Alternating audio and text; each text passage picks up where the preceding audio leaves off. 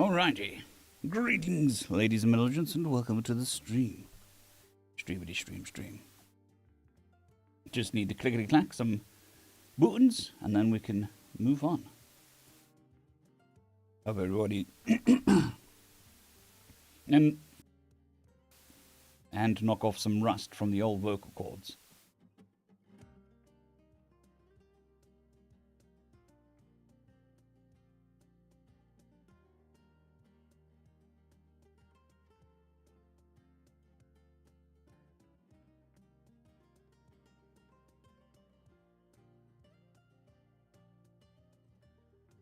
Good morning, Alex. Hope you're doing well.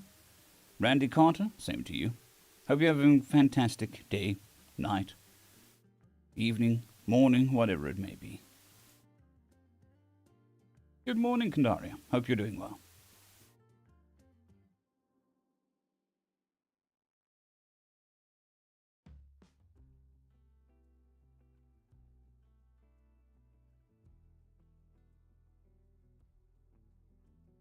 Just posting links and stuff.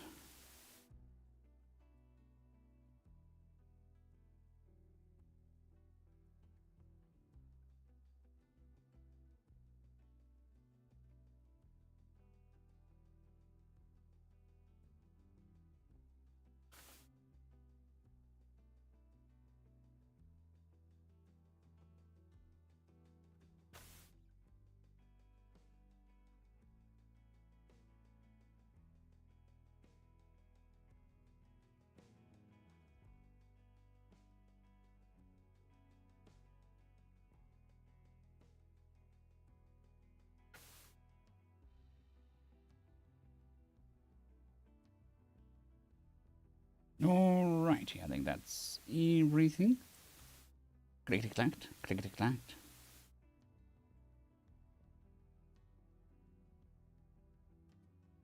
Good morning, Postmatic. Morning, Shadow. Hope you're all doing well. Indeed, Kandaria. I forget worlds. Good morning. No, go for it. Every additional view helps. Anthony Monahan, good morning.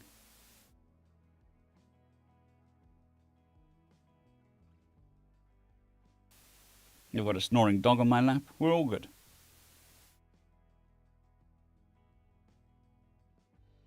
Awesome, Alex. Glad to hear it.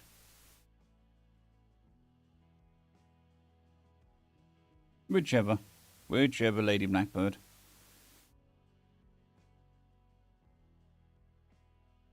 Both is the optimal answer. Neither is the least optimal answer.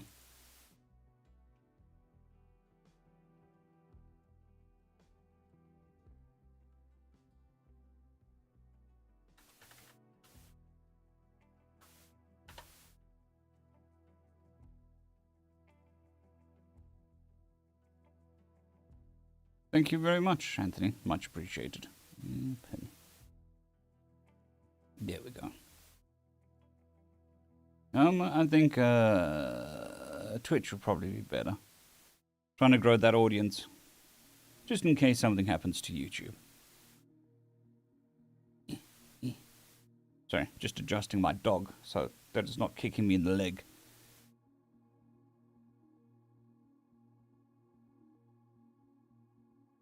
Thank you very much, Lady Blackbird. It is appreciated. Yeah, and there's that. Which is funny, because Restream just sends it out both, but I think there's more processing that happens on YouTube side because they can do a higher bitrate.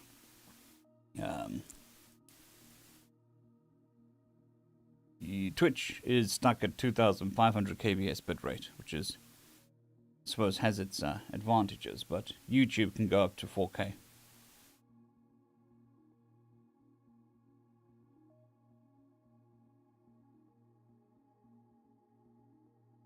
Yeah, well, whichever platform people feel more comfortable in. I know there's a very different culture, stream-wise, on Twitch as there is on YouTube. Still knocking off some rust, but I've got coffee, so we're good.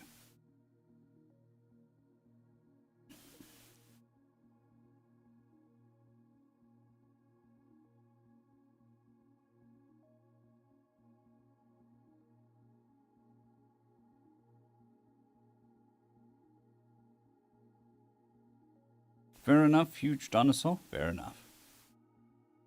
What are we up to? 9 people on Twitch. Nice. I wonder how true. There was a statistic at one point that if you had 10 people viewing you, you're in the top 1% of streamers. I wonder if that's still true.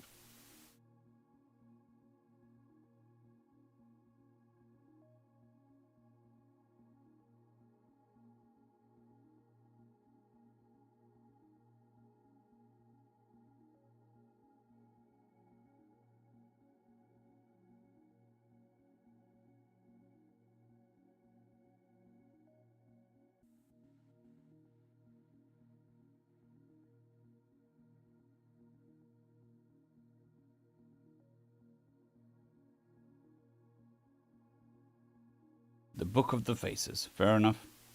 Fair enough.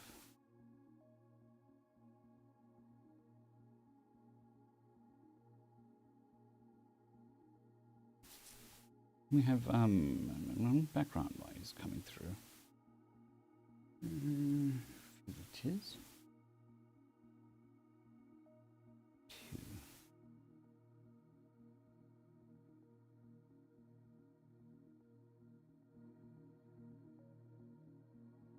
There we go. Excuse me. Yes, so today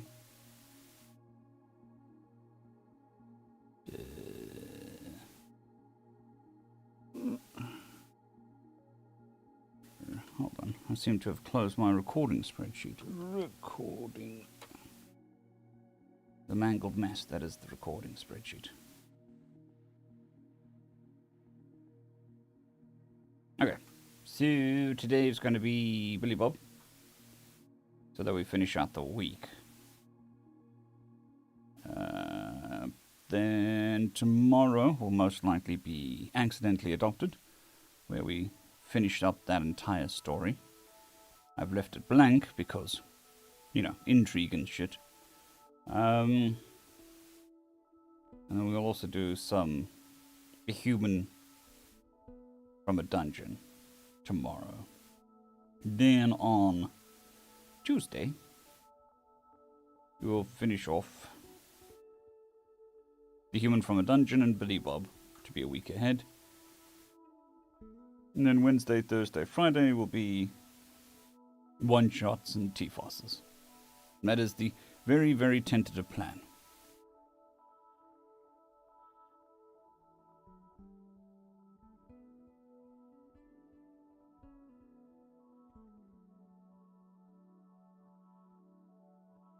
Ooh, big yaw.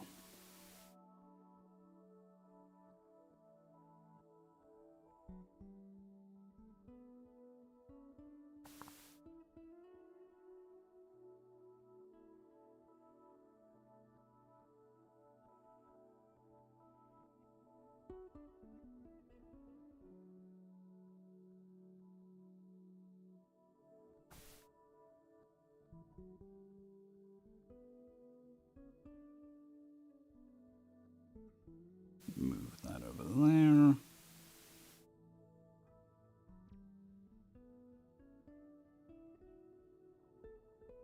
Human from a Dungeon's a nice story. Not as slice of life as Dungeon Life, but I like it. It's a good sense of humor in there as well.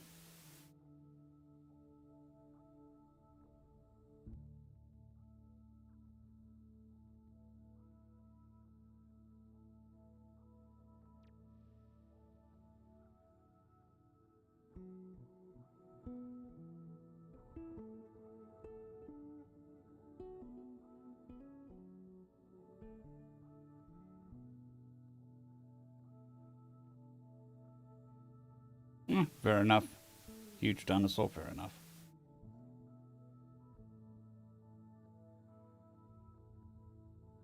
But hey, got to be happy for the author signing a, what do they call it?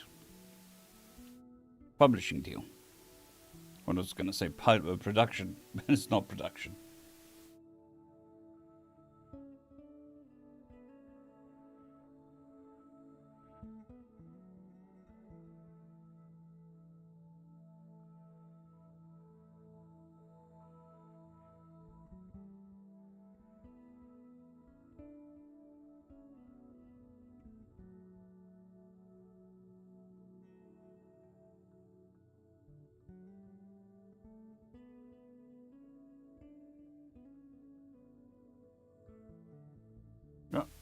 cat just walked in.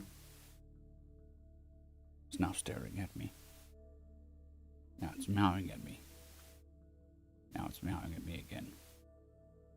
What cat? I didn't do nothing. Meow. Meow? Meow. Okay. We're communicating. It's telling me I'm an idiot and I'm saying yes.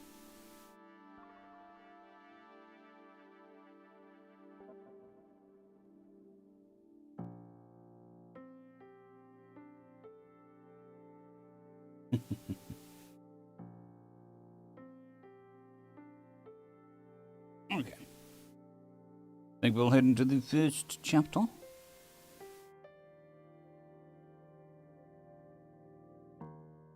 Okay.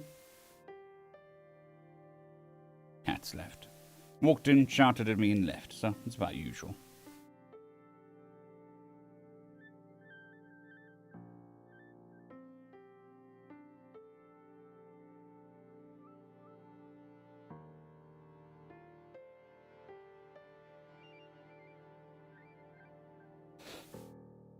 Greetings, ladies and gents, and welcome to this latest edition of... Greetings, ladies and gents, and welcome to this latest narration. Are you comfortable? Can I move now? Greetings, ladies and gents, and welcome to this latest edition of Re-TFOS, where I take old stories I've narrated and update them to modern audio standards. This particular one is a series called Billy Bob's Space Trucker, and is written by Regal Legal Eagle. This is Chapter 6. This is Chapter 6. There is a playlist listed down below with all the other chapters in it. Anyways, on to the story.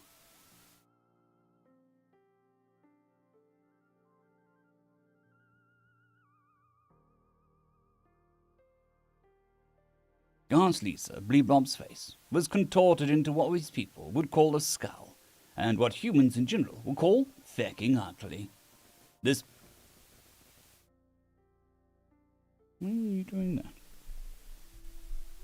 I'm not near anything. Really not near anything. I had this conversation last week, microphone.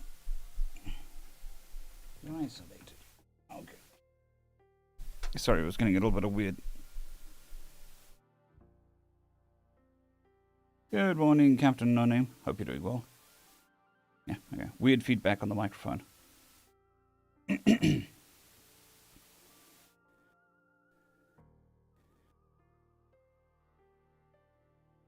Bob's face. Fecking ugly. Greetings, ladies and...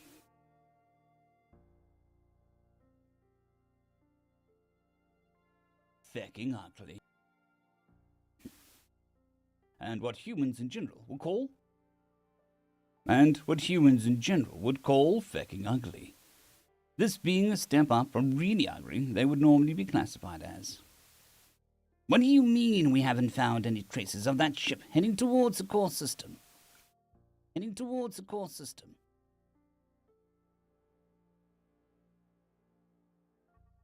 Heading towards the core systems. He was speaking with one of the other cast leaders, Cleroy, who was in charge of surveillance and tracking. Normally, Bleeblob respected his compatriot for his tireless work in the service of their cause, but at the moment, he was not exactly thrilled.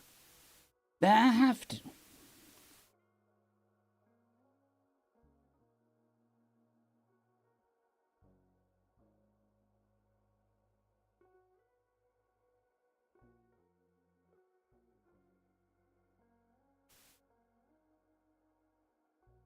Not exactly thrilled.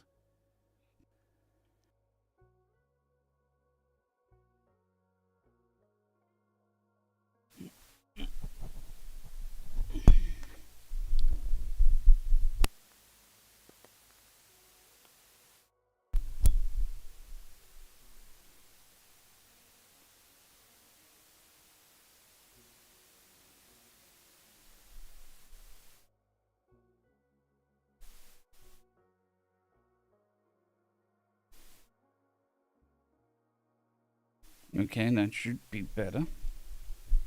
Hopefully. But at the moment...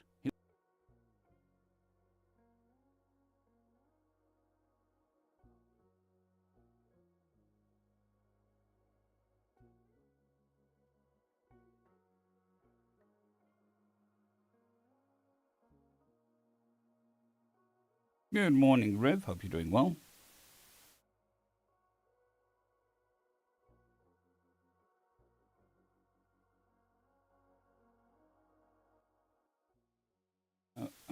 Dog is awake. What are we doing?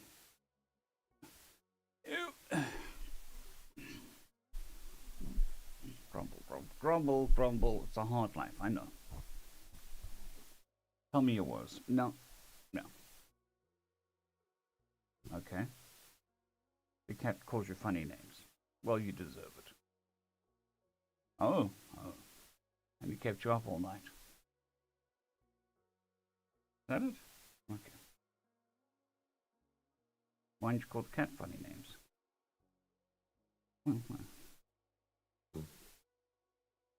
I can understand that. Go call the cat funny names.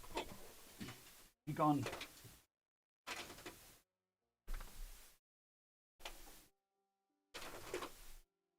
Yeah, okay.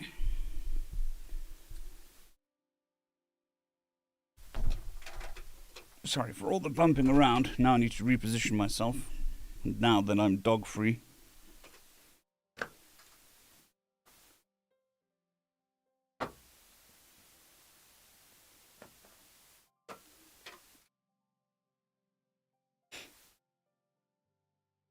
Normally... Okay, we don't seem to have any background noise.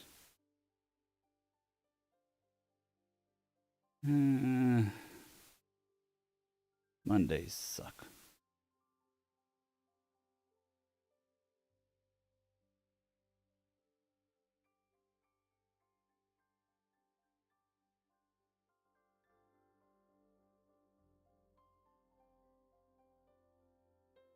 Like, well, I haven't changed any settings. Why is everything different?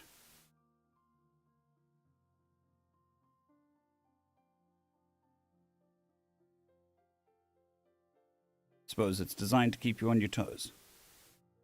Don't like it. Okay, can you hear the background? More music rather than noise.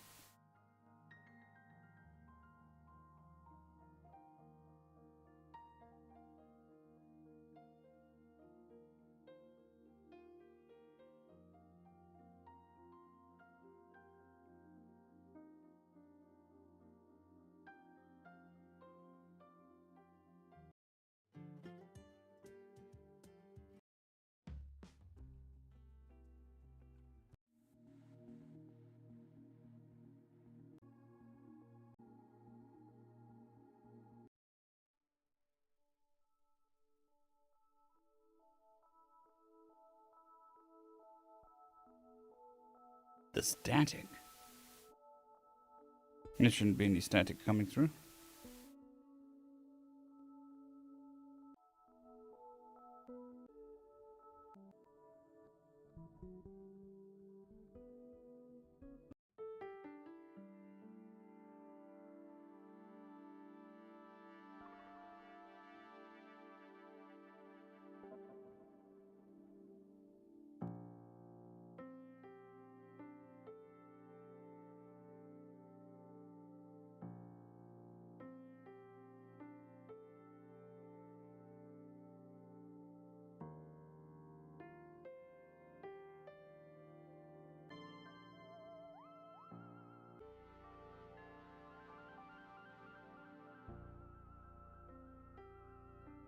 Well, I don't want the music to be so loud that it fights against me.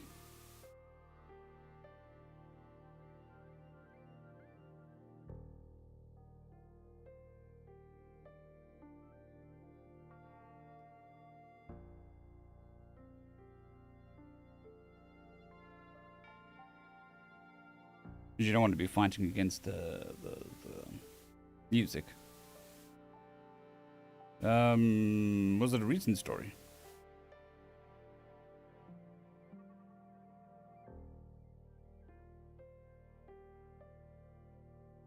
Yeah, always. Although I don't put sound effects in normally here.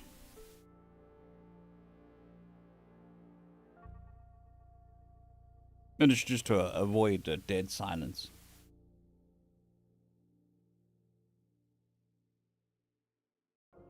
Fair enough, Shadow, fair enough.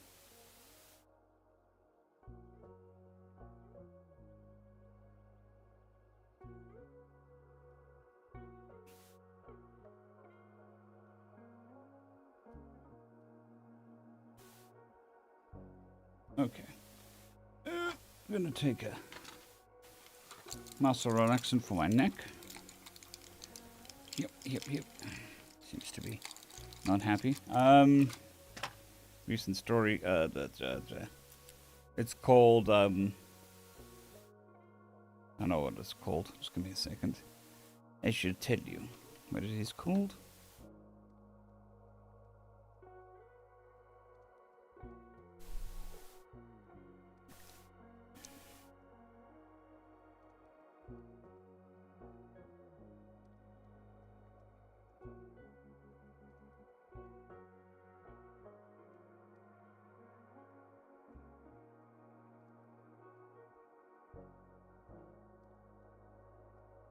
It is called the right demon for the job.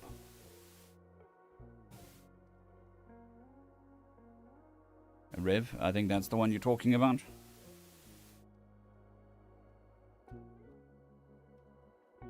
Yes, we're on chapter 6, Captain. Okay. Sorting out all the volumes and stuff.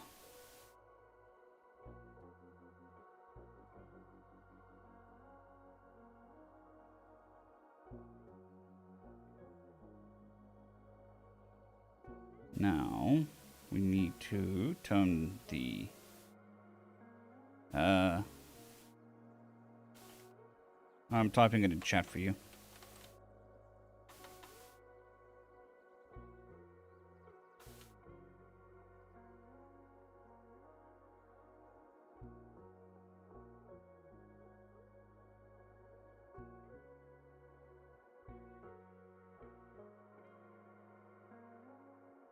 Okay, let's just turn on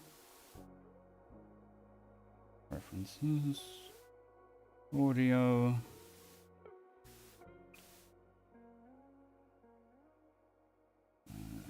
Normalizing to that, I think. There we go. Good morning, a friendly unknown. I hope you're doing well. I'm doing as well as can be. Well as can be. Alright. So now we've got nice, soft, soothing background noise so that there aren't awkward silences. Who was in charge of surveillance? So now we can head back into the story.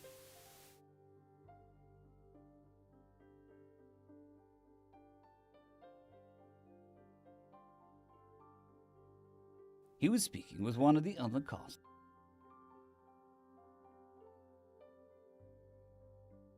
Leroy, who was in charge of surveillance and tracking. Normally, Bleebob respected his compatriot for his tireless work in the service of the cause. But at the moment, he was not exactly thrilled. They have to take one.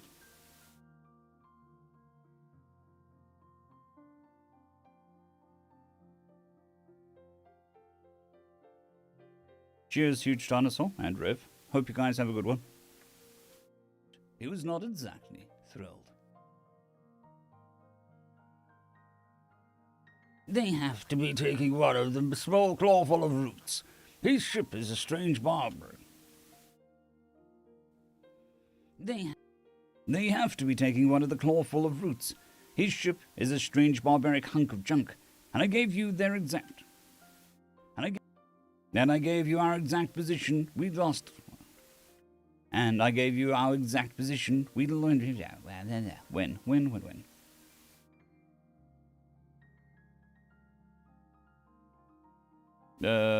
Background animal noises. Well, the easiest way to deal with any difficult to deal with noise is not necessarily the best for your voice, but It's a trick I used for a very long time. So you turn the microphone sensitivity down and you speak louder. That's the easy way to get rid of general noise. Now that's not going to help with high-pitched noises. But that should help with most of the noises. His ship is a strange mob. His ship... They have to be on one of the claw... They have to be on one of a small clawful of roots. His ship is a strange barbaric hunk of junk, and I gave you our exact position when we lost contact with.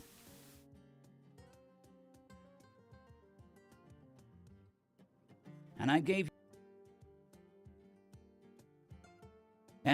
you our exact position when we lost contact. Give you our exact position when we lost contact with. And I gave you our exact position we lost contact with. The figure on the screen blinked a few of its eyes and dropped its mandibles for a moment. This was the equivalent of a human shrug. And using this information, I have searched for him and but found no sign. You are positive he did not go another way. You know her mission as well as I. You know her treacherous. You know her treacherous kin as well as I. She is heading to the capital. Where else would they be going? Cast Leader once more blinked a set of his eyes and opened his mandibles. But I found a ship matching that description just recently. One of my surveillance teams noted it entering a black market station we've been watching. The only problem is that it's heading from the core along the Spinewood direction. The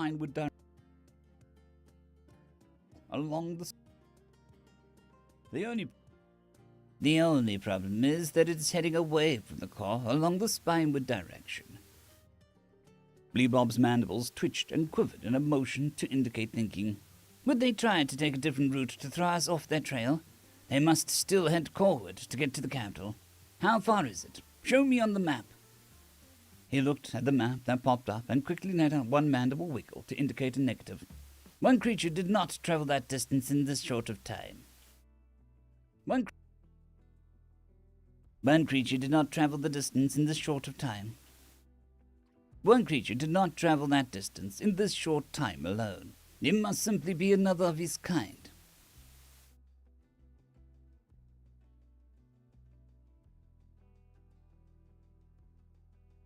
Then I am afraid, Cast Leader, that we've lost your prey for the moment. Bleebob let out an angry chittering and slammed a claw into his console.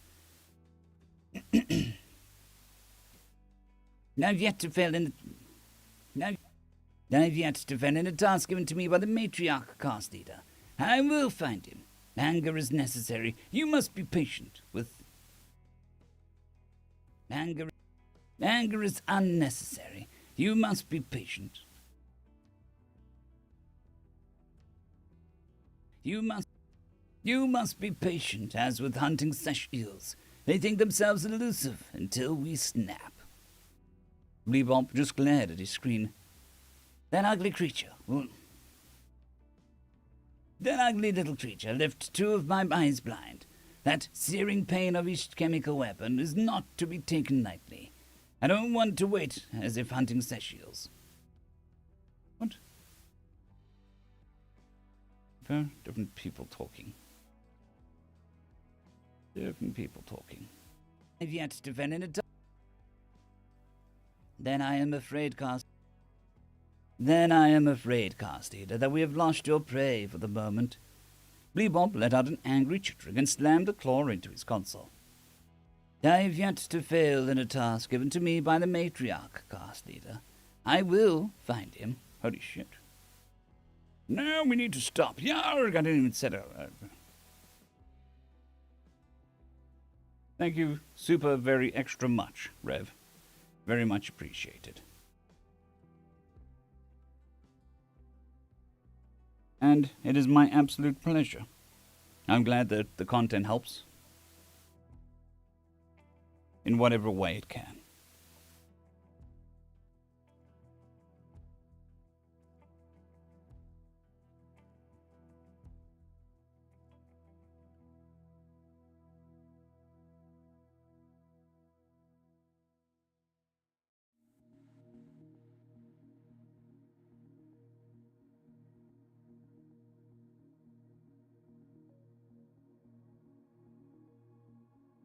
All right.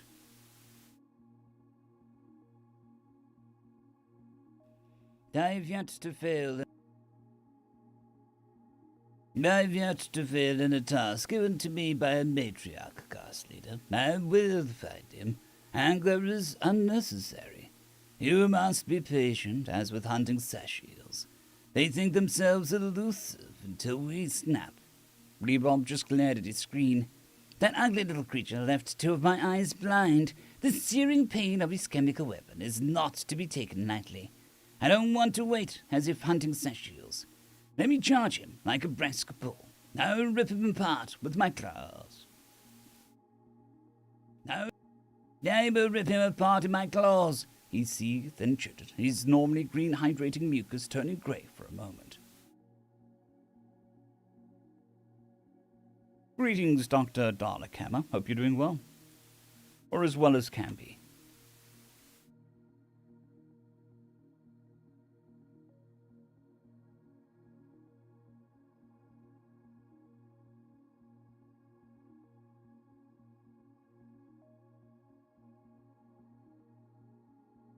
Okay. All right. Sorry, just checking something on the stream side. Turning grey for a moment.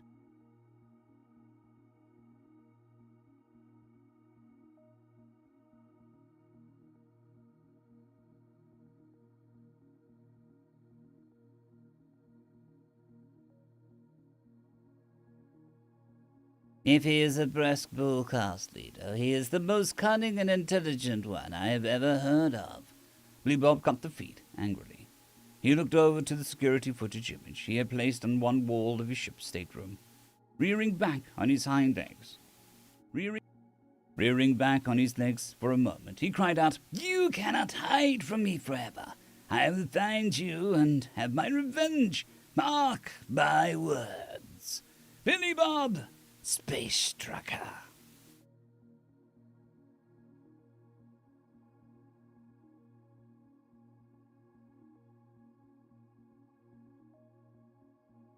Sounds interesting, Dr. Dalek. Right, so the other ones we did the reverb afterwards. I want to try doing it now, the reverb. I'm going to go to echo.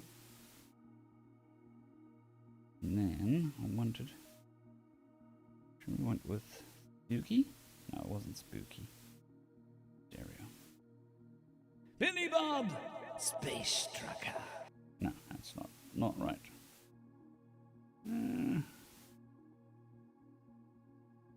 Shoe fly. Buzzing around annoying the crap out of me. Okay, wasn't that one? Billy Bob! Oh. Space Trucker. No.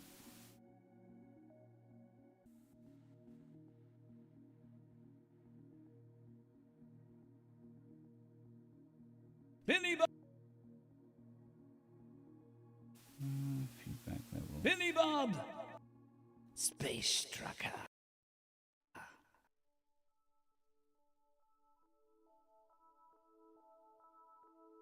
Oh, crap. We have to do this?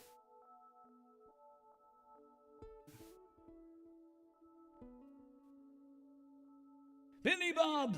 Space Trucker. That's good. I like that. Okay.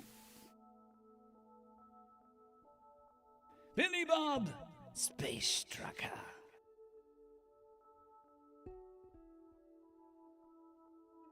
Slowly, he surveyed the sight in front of him.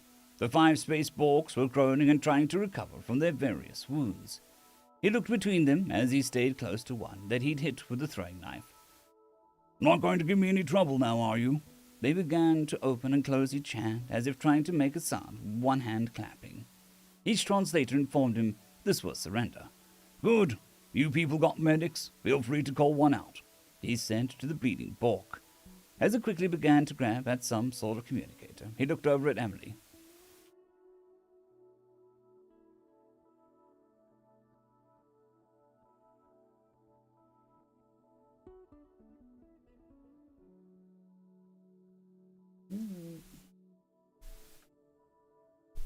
Okay, so now I'm gonna have to buy a shielded USB. I think that's where the interference is coming from. Okay. It's not a constant thing. Or I could just put my phone over there.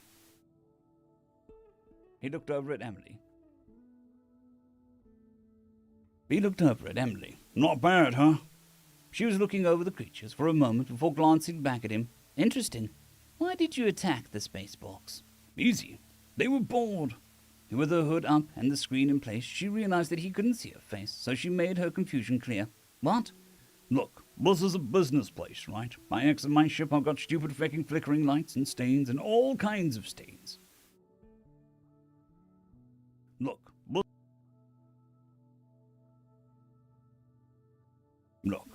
this is a business place, right? I exit my ship and I've got the stupid fucking flickering lights and stains, all kinds of stains.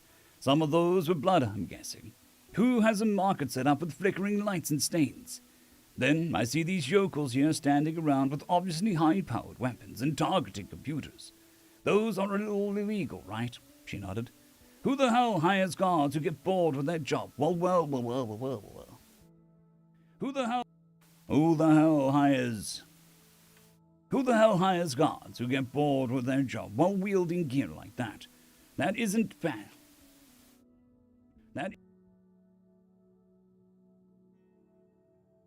That isn't pacify a drunk patron gear.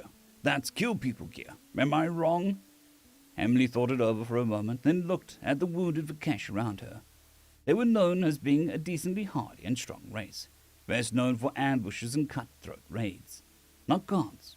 Of course, Billy Bob was apparently hardier and stronger if the fight was any indication. That does sound logical. That sounds logical. Right. Back on Earth, I knew the Spiker Gang. Some badass feckers that rode with that crew. Some badass feckers rode with that crew. Now, for their bars, they didn't pick the best killer to be the bouncer. Killers get bored being guards. Different types of people. They picked some guy who didn't get bored with his work. And knew how to bust someone up and keep him alive. And he wasn't backing a fecking machine gun. What is? It's a big gun just for killing lots of people. Now,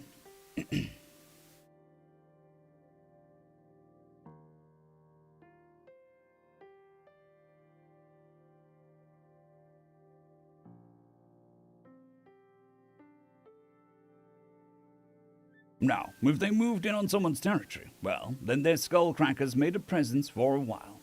He poked one of the groaning Borks who was clutching his head and whimpering. Did you guys just take over? Yes, 3 soldier cycles. Yes, 3 solar cycles ago we overthrew the space goblins who were running this place. Please don't hit me. Psh, some race Bork. Some space Bork you turned out to be. Billy Bob was slightly disappointed, but Emily was worried. Who hired you? The Bork groaned, and Billy Bob looked at Emily for a moment. She was about to ask him to help, but Billy Bob took it upon himself by giving the creature a gentle nudge with his boot. Hey, the lady asked you a question. We were hired. We were hired by the Zelvane. He's ordered all ships that dock to be seized and the crew to be sent to holding until further notice. Stop hitting me. Billy Bob, we need to go, Emily said flatly, which caught his attention. As he looked back to her for a moment, he then had to quickly turn back as the doors past the security station hissed open. Fuck, why did I let him call a medic? He mumbled as he looked at no less than 10 Borks, blue shields flickering as they aimed those nasty-looking weapons at him. There were also 2 much larger mechanical things behind them. One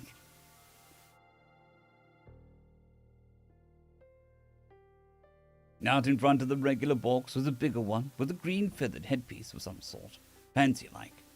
If things got ugly, Billy Bob made a note to kill him first. What? This one creature managed to subdue the 5 of you with a cudgel. He also has a knife, the Bork clutching his arm said defensively.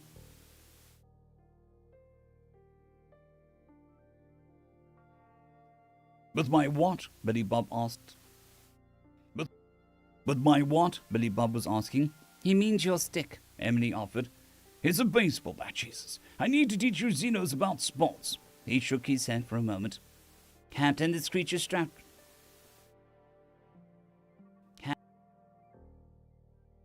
Captain, this creature is strapped with explosives.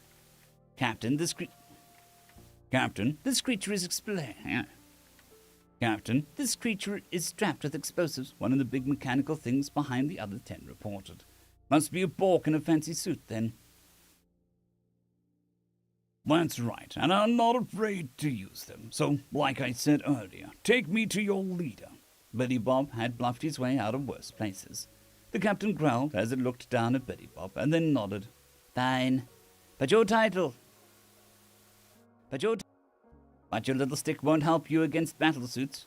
The Borks fanned out as they surrounded Billy Bob and Emily. 3 plus the captain in front of the rest. 3 plus the captain in front of them. The rest plus the mech suit things behind them. As they started to walk into the main station, Billy Bob got a better look at the place. This looked more like a shady market he was used to, aside from the fact the place was empty, which was creepy. There were stalls piled with goods, small carts covered in junk, larger stalls with more established goods. You could smell something that seemed tasty, but there wasn't anyone cooking at the moment.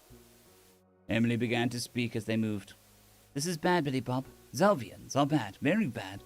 They worship the sick god that revels in disgusting and twisted spectacles. They come from an incredibly mineral-rich system and exploit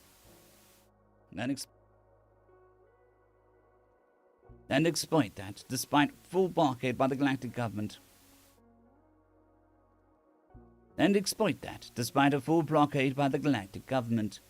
Few species will ever deal with them. The Spaceborg's code makes them uninteresting. The Spaceborg's code makes them uninteresting to the Zelvians, so they work as mercs for them to time.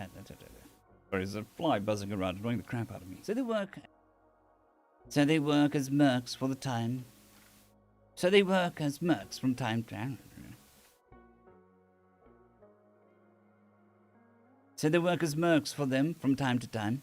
But then But even they need to be paid massive sums. This is very bad, Billy Bob. He stayed quiet and looked around as they walked.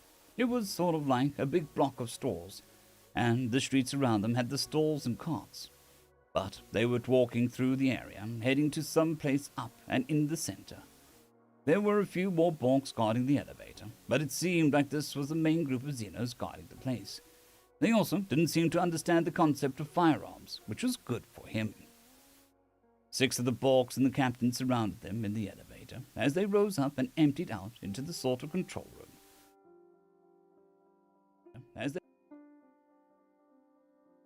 they rose up and emptied out into the sort of control room, throne hybrid type place.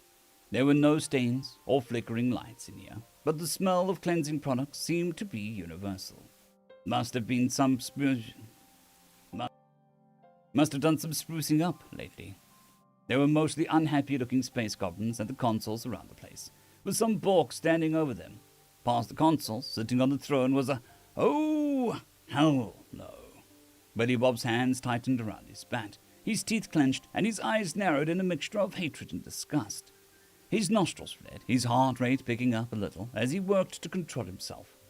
He'd figured there were going to be some 6 Xenos out there, but he'd never imagined it would be this bad. Mostly he just added space in front of Earth animals because it worked for him, and this creature certainly fit a certain name that even he nearly shuddered to say. But even he nearly shuddered to say it. That large, grossly rotund midsection, those tufts of stringy cotton candy-like blue hair, those ridiculously large feet, that pasty white complexion, and that face. Oh, that face! Those features wrapped in a strange parody of mixed colors and a giant red nose.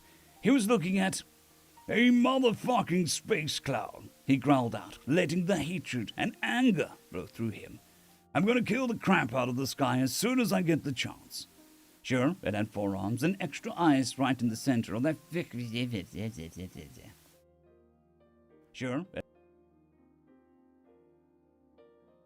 Sure, it had 4 arms and an extra eye. Sure, it had 4 arms and an extra eye right in the center of that fat, fecking forehead. As if it wasn't bad enough already, that was a bona fide space clown. When he got closer to his mounting disgust,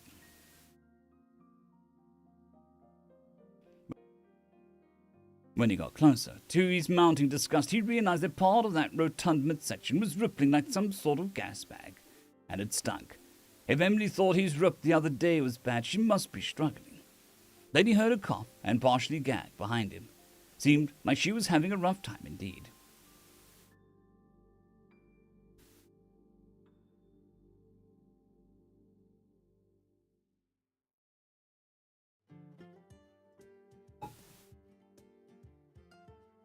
Seemed like she was having a rough time.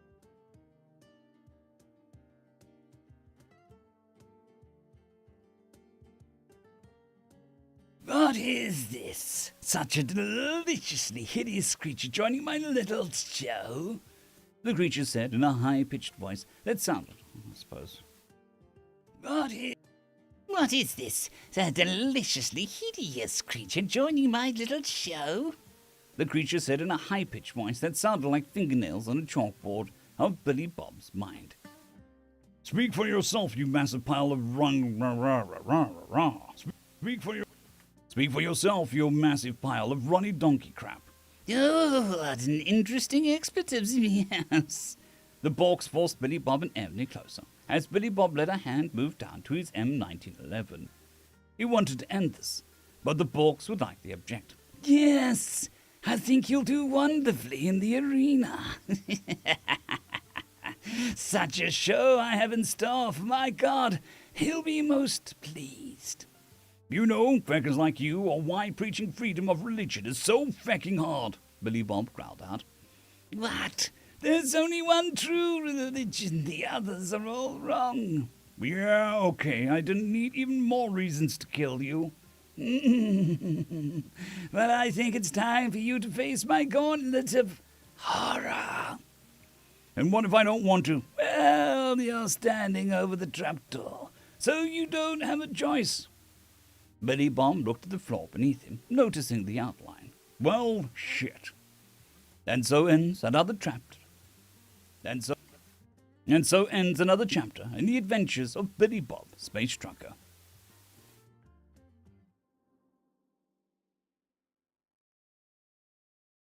You always know you're in crap when you end up standing above a trapdoor. That is not the sign of a good day.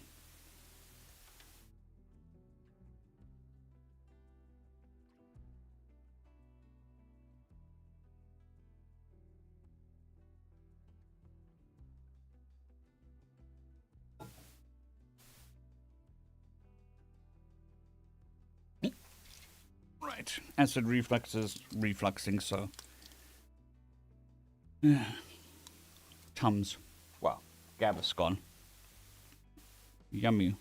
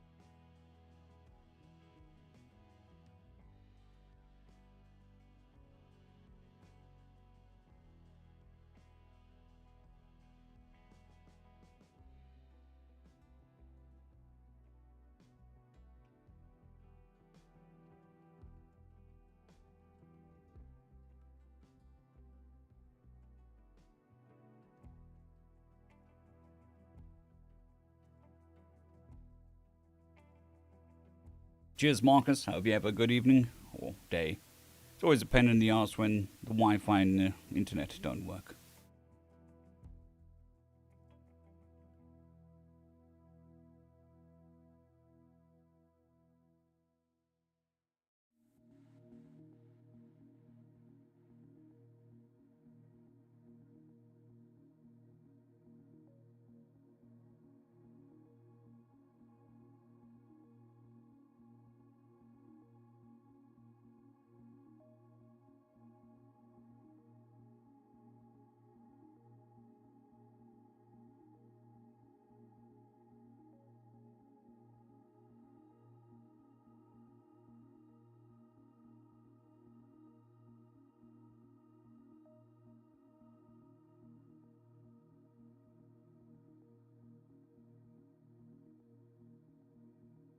I done goofed. Okay. I deleted the preset I was using for the echo. So we'll just quickly do that again. Yes. Billy Bob will be in action for, well, today, at least. And then we'll be back to it at the end of the week, next week, somewhere around there. But first I need to get the echo right. Billy Bob, Space Trucker.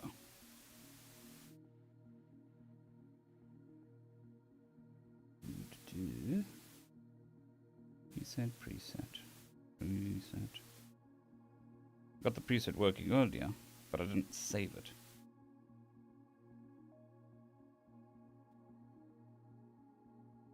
I think we were on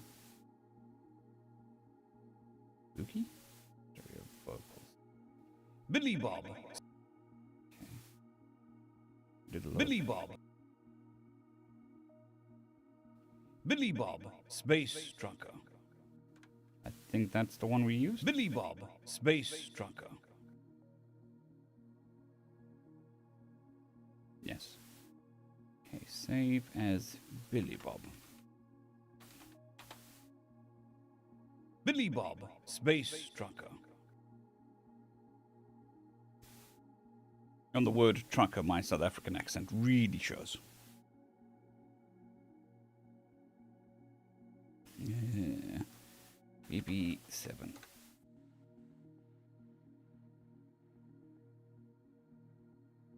Alrighty. Hello. We got 5 people on Twitch and 14 people on YouTube. Welcome. Feel free to ask questions. I'll answer if appropriate. But before that, well, not before that. I'm gonna start doing the talky talk. But feel free to chat. It's always helps.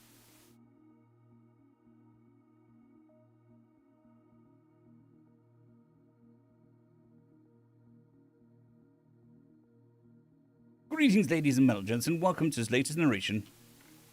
Greetings, ladies and gentlemen, and welcome to this latest edition of Re-TVOS, where I take old stories I've narrated and update them to modern audio standards. This particular story is called Billy Bob Space Trucker, and is part of a series. There is a playlist listed down below in the description, and as always, I hope that you enjoy.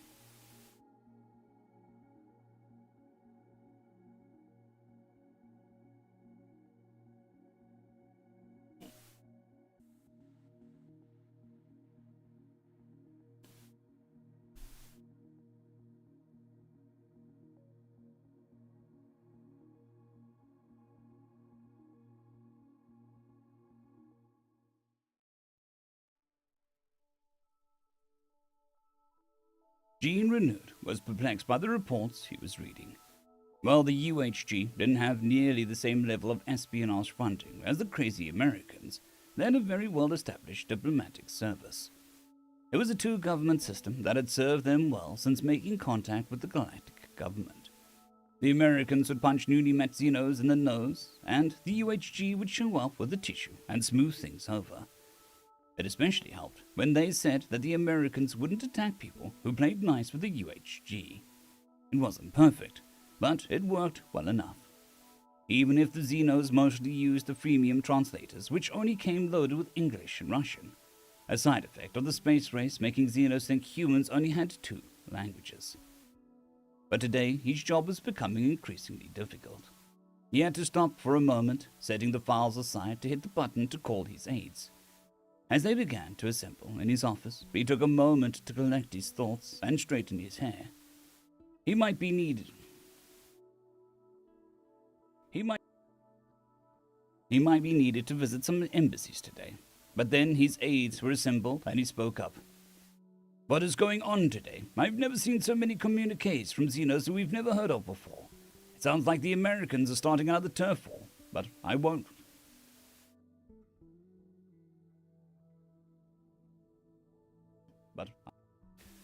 But I can't find where.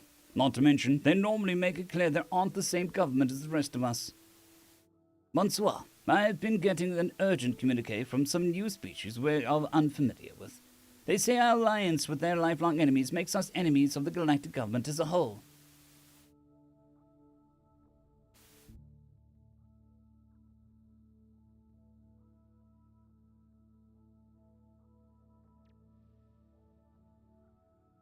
Yeah, but I don't think there'll ever be a true multi-chat function. The government as a whole. If there was, it would be a third-party thing. What? Who are the species in question? I haven't been informed of any alliances. His aides all shifted a little. As they clearly didn't have the answers their chief diplomat needed. No. This has to be some sort of misunderstanding. The sector that has been the flame of chaos these past few days isn't within our scheduled diplomatic services. There shouldn't be any humans out there at all. But if the Americans are lying to us about their military movements, an aide ventured, to what end? If they detected a grave threat to humanity, they'd be attacking with everything they've got right now. And clearly they aren't aware of their... And clearly they aren't aware of the... And clearly they aren't aware they're in a war. If they detected a grave threat to humanity, they'd be attacking with everything that they've got right now. And clearly they aren't aware they're in a war. If anyone would know, it's the Americans. Maybe it's just a lone human. Jean looked up. Jean looked skeptical for a moment at his aides. You mean to tell me that a single lone human could cause so much trouble? From what I'm told, someone has hospitalized a Galactic Special Forces team, killed members of the Galactic Secret Service, and aligned us with a species that isn't on the Galactic Registry. How could one person possibly do all of this? As he huffed, another aide came rushing in. Bonsoir, the Americans sent us a file from their intelligence services. They think they know who's causing the trouble. Who? Who is it? Terrorists? Religious fanatics? Worse. They say this is a work of an American named Billy Bob, Space Trucker.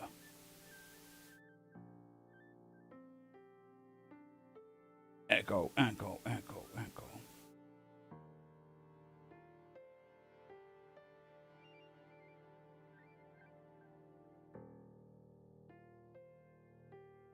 Billy Bob, Space Trucker.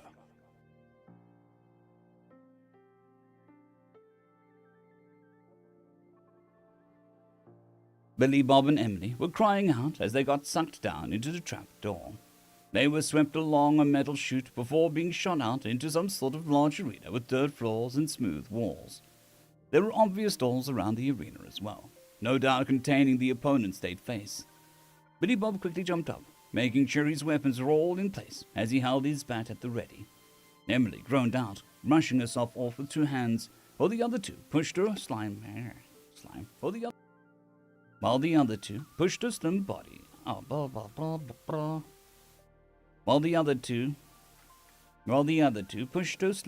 back up. Billy Bob was watching the doors as he glanced around the place, then back at Emily. Hey, that freaky fucking space clown, is he going to make me fight with prisoners? Emily shook her head as she tried to compose herself. No, a space clown wouldn't leave an ascension. No, a space clown wouldn't leave an ascendance ritual up to chance. They'd fill the arena with the most fearsome creatures they could find. Ascendance ritual? Are we dealing with some kind of fecked-up space magic here? Magic? Never mind. I'm going to stop the ritual anyway. Not like it matters. He was on edge as he could feel his adrenaline starting to pump through his body. The fights he'd been in the last few days had been quick, dirty little affairs, but this sounded like something that was going to be really tested. But this...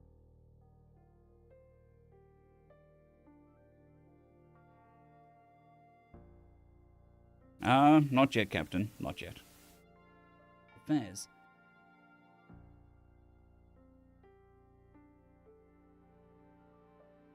Dirty little affairs. But this sounded like something that was going to really test his limits. Good thing Billy Bob had been in plenty of fights before. He kept his guns holstered for now. That space clown wouldn't start with his best. He'd wear Billy Bob down. Then he grimaced and clutched his head as a horrid combination of an awful laughter and a bad PA system filled the arena with noise. You shall be the most excellent sacrifice. Weird-ass space clown god Loves feasting upon you, species, and such a feisty one you are. I hope that you're not too hard on my pet's digestion. The PO echoes. The PA echoes at that awful... The PA echoes that awful laughter as it cut off and Billy Bob hunched down as far... The PA echoes that last awful... The PA echoes that awful laughter as it cut off and Billy Bob hunched down as far as gate opened.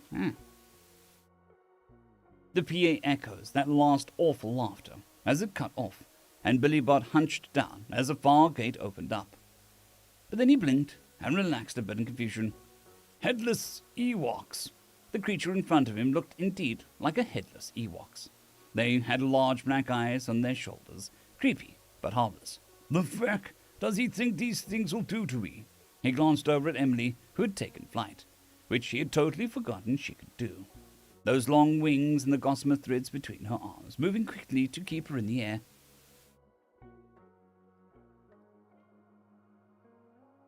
Billy Bob, those are vicious carnivores. They can take down huge pack animals in minutes. Get the feck out of here. Get the feck out of town. He looked back and then saw one of them open what he thought was a torso. It was filled with black void filled with rows of sharp teeth. Jesus tap dancing Christ, space teddy piranhas. He gulped and then thought it over for a moment. Wait, but they're still tiny. The little teeth-filled critters seemed to sniff in the air and then started to froth at the mouth, which was rather horrifying as their mouths were where the... Which was rather horrifying as their mouths were where he thought their chests. Which was rather horrifying as their mouths were where he... Which was rather horrifying, as their mouths were where he felt their chests should be. Oh, really, that's not good, he said to himself as he gripped his... He said to himself as he gripped his bat tighter. Looking at the pack of critters, he counted about a dozen. One of them, near the front, seemed to be a brave sort and rushed towards Billy Bob. They were quick, but not as fast as he had feared.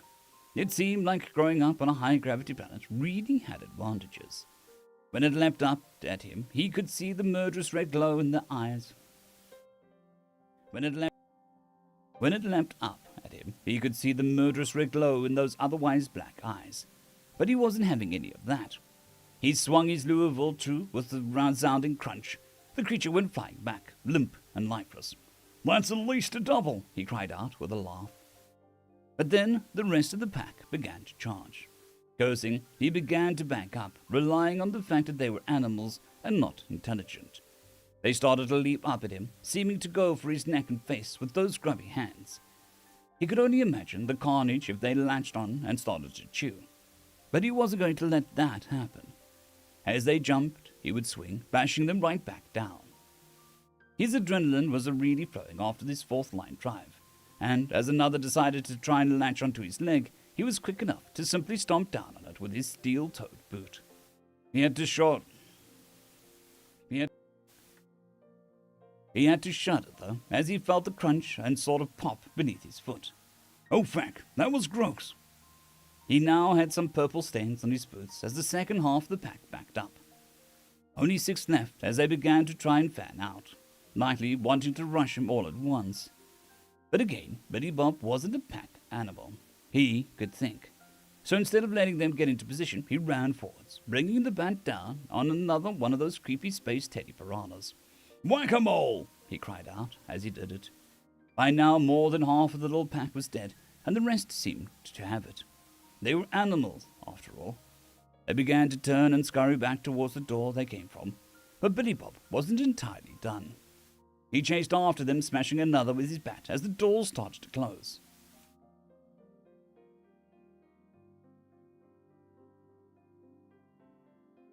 Seeing his chance, he caught up with the closest little bear and gave it a boot, watching the thing squeal and go flying between the closing doors as he held up his hands straight in the air. Uprights! Uprights! Emily slowed with the flapping of her wings and arms as she glided down to the ground.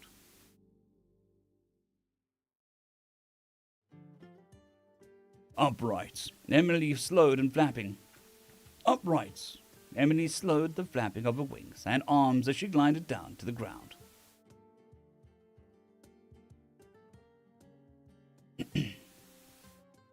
That was impressive. I've never seen anyone just stomp on those before. Their celebration was cut short as another large door began to open. This one ran all the way to the ceiling of the arena as they heard a growl and the shifting of something big. As he watched,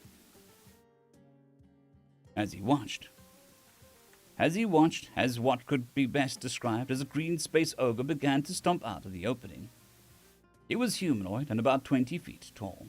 It had a rippling gut, but green scales like a lizard, and an extra arm coming out of its chest.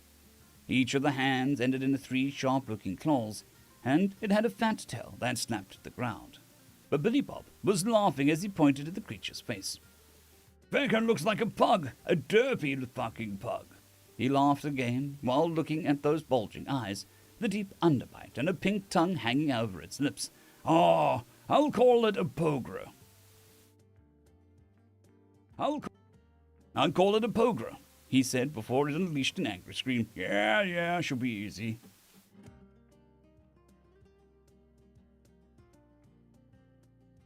Billy Bob, that's from a super heavy gravity planet like yours.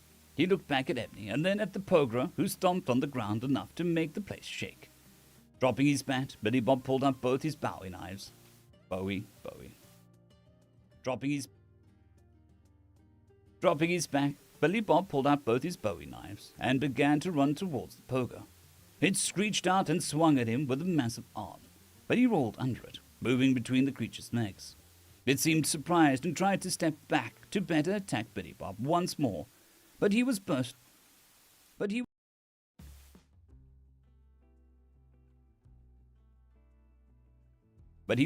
stabbing along the area he figured had to be the Achilles tendon, cutting and hacking as best he could.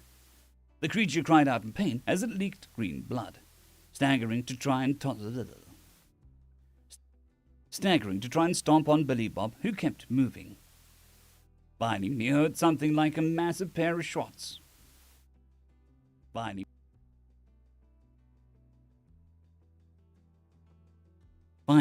he heard something like a massive pair of shorts splitting open, and then watched the muscle roll up into the creature's calf as it screamed in agony and toppled backwards. Oh God, why is a fighting creature so awful? This is nothing like the movies. He winced, not having expected that reaction, despite the fact that he knew what would happen in theory. The creature fell back to the ground, thrashing and crying in pain as he stood at its feet, unsure what to do now. In the stories, the knights would gloriously slay the dragon, but Billy Bob felt bad. I don't like fighting creatures. Soldiers are way easier to kill and rationalize in my head, he said as he looked back at Emily. But with his attention shifted, he missed the thrashing foot of the creature coming at him and promptly got kicked. He went flying, hitting the dirt and rolling as he groaned in pain himself. But after he slid to a stop, he paused and got to his feet. He was bruised and breathing made He was bruised, and breathing made him feel a twinge on his right side that hadn't been there. But he didn't think anything was broken as he collected the knives he dropped while flying through the air. Vec teaches me to stop paying attention. He looked at the creature still thrashing and realized that it was just in immense pain. Do I kill it or something? I feel bad now. Emily looked surprised. It was going to eat us, and it just kicked you. Yeah, but it's just a stupid animal. He winced as the PA came back to life. Finish it! Finish it! Finish it! Space, huh? Finish it! Freaky space clown god Demands it! Vec, you come down here and do it so that I can rip your head off and crap down your neck. Billy Bob screamed up at the ceiling. Fine. Then my final pet shall wipe you out and finish the job for you. The final door opened as a trio of creatures began to walk out. These were quadrupeds that looked something like a mix between a bull and a frog. No, but not a bullfrog. Billy Bob. But not a bullfrog. Billy Bob thought over the conundrum of naming for a moment as he looked them over. They had large bulbous throats and semi-amphibious features, but horns and large more. But horns and large more.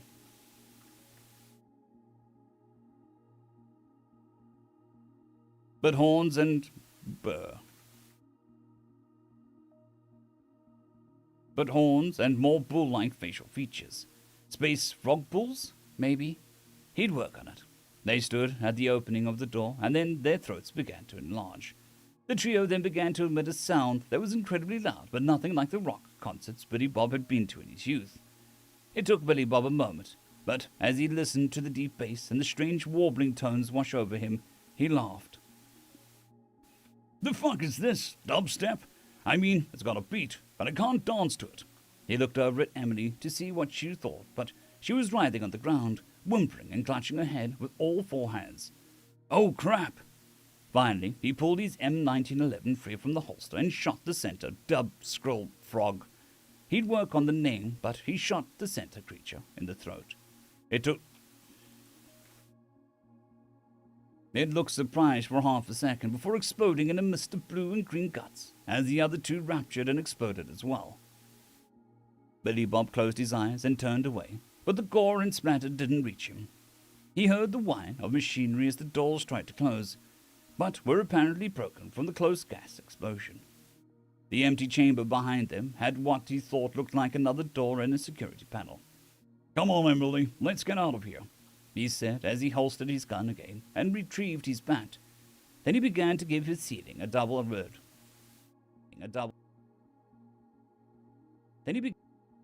Then he began to give the ceiling the double bird, as hard as he could. Billy Bob 3, Space Clown 0. Emily staggered to her feet, wincing as she limped towards the security panel. I'm coming for you, Space Clown. End of story. Chapter. End of chapter.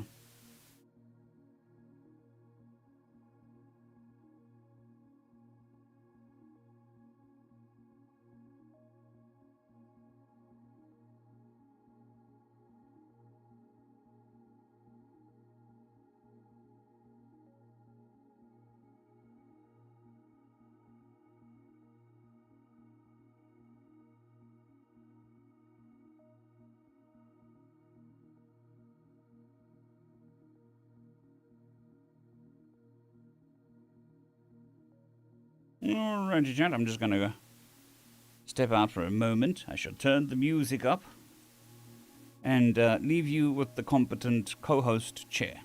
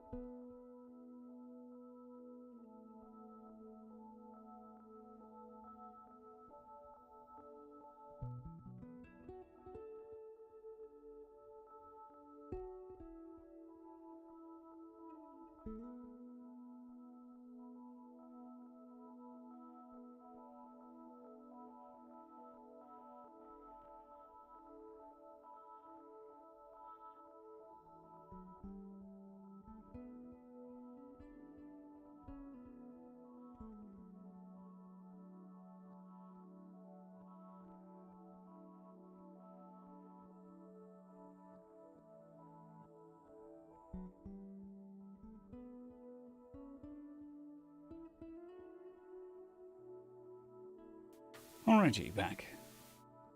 Thank you, music and chair. Very much appreciated.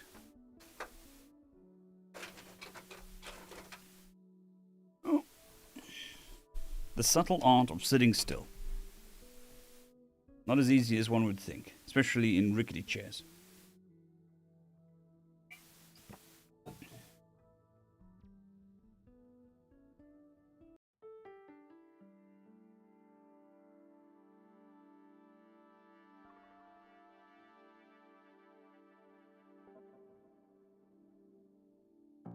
Whoopsie doopsie. Should have left that processing.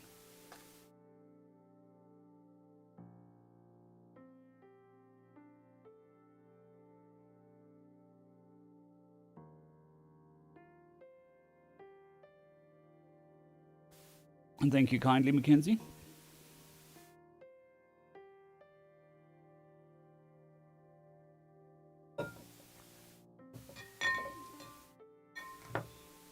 Now it's time for some radioactive soap water.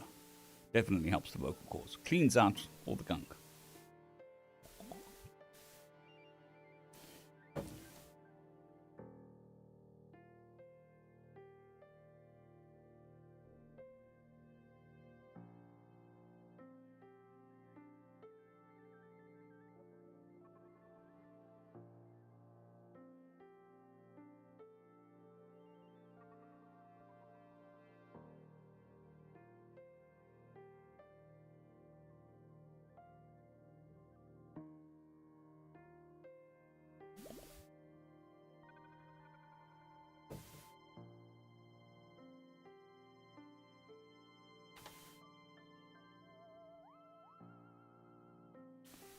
I'm not ashamed to admit that I've had Team Force America fuck yeah stuck in my head for 4 days, well 3 days, because of this, because of Billy Bob.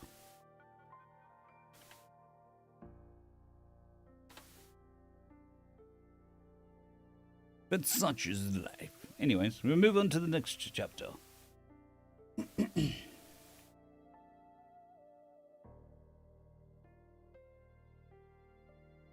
Greetings, ladies and gentlemen, and welcome to this latest narration of the web series. Greetings, ladies and gentlemen, and welcome to this latest edition of Read TFUS, where I take old stories I've narrated and update them to modern audio standards. This particular story is called Billy Bob's Space Trucker, and is a multi-part series. This is Chapter 8. This is Chapter 8 of that series. This is Chapter 8. There is a playlist listed down below in the description, which contains all the chapters. This particular story is called... This particular story is called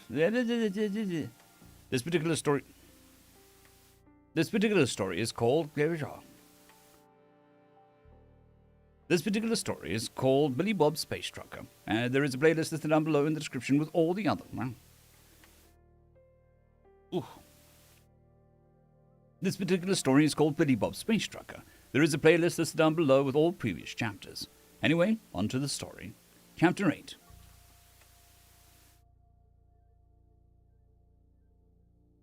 Butch Crusher Cross was staring at his mirror as he sat sideways doing curls, watching his muscles bulge. The trick was that he couldn't let himself get too beefy or too soft. He had to maintain the perfect level of being built in order to impress people, while still being reasonable enough to actually move his arms around like a normal human being. No one respected you if your muscles were so big that you couldn't wipe your own ass. Plus, coming from the military, he knew how to get properly fit in such a way that your strength was still useful in a combat scenario. He took care to work out his mental muscles as well, keeping up on scientific journals, as well as reading the latest philosophical pieces, was part of his training. There was a special place in his heart for his workout time, though. It was sacred to him. the time of the day that he wasn't supposed to be bothered.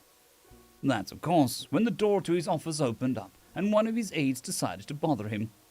"Mr. President?" "How many times have I told you not to interrupt my workout?" Sorry, Mr. President, but it's urgent." Butch sighed as he set his weights down. "How urgent? Are we under attack? Do I need to go to the dodecahedron?" How urgent? Are we under attack? Do I need to go to the dodecahedron?" No, sir, there's no meeting with the military just yet, but we've got an incoming transmission from the ambassador." Butch sighed out and shook his... Butch sighed and shook his head. Butch sighed out and shook his head. "What did Joe do now? Piss in the Chancellor's soup. I swear to God that yokel is the worst diplomat. How does he fuck up relationships with the UHG? The only other human nature... The only other human nation there is... No, sir, it's not Joe, it's our Xeno ambassador." Butch paused at that and looked confused. Last he remembered, America only had one ambassador, and that was the other humans. Our what? Sir... Jerry, sir, you got pissed at him last Thanksgiving after that joke he made and made him our ambassador to Xenos. Copy. Undo. Paste.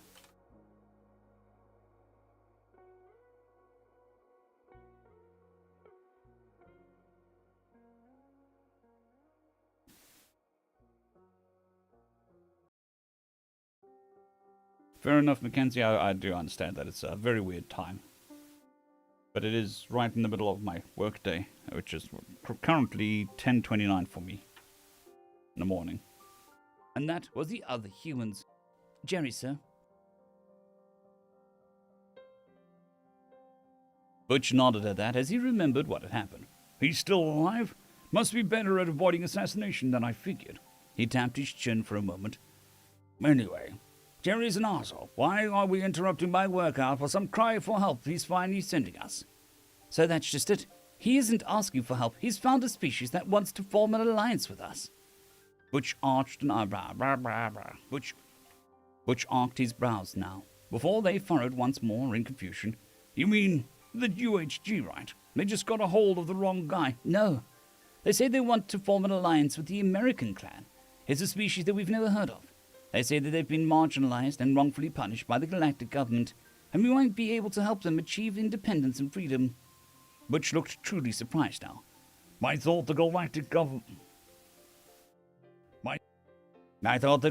government was nothing but a bunch of happy space hippies that got pissed when we defended ourselves in the First Contact War. What are they talking about? Who even met them? Details are sketchy, sir, but I'm being told that one of the diplomats met an American and was so impressed that they told their leaders to seek us out for an alliance immediately. We want to track down the... We can't track down the American yet. Apparently they're in trouble, and he's defending their diplomat. Butch was impressed. Astounding! Butch was impressed. Astounding! And who is this fine American? He grabbed his American flag cloak. The Eagle standard sounded like he might need to hold a press conference soon.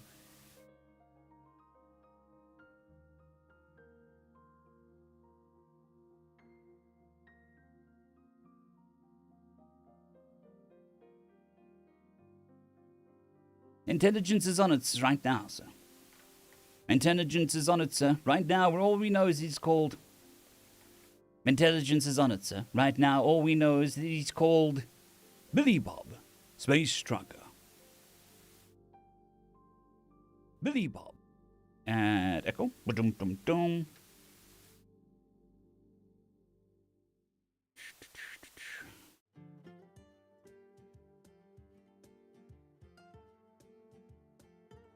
Billy Bob, Space Trucker.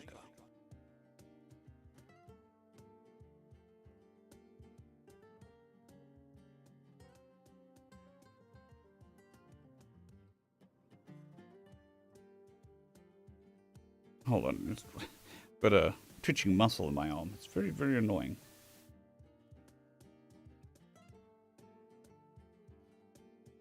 It's behaving badly. Nope, that didn't help. So we shall ignore it.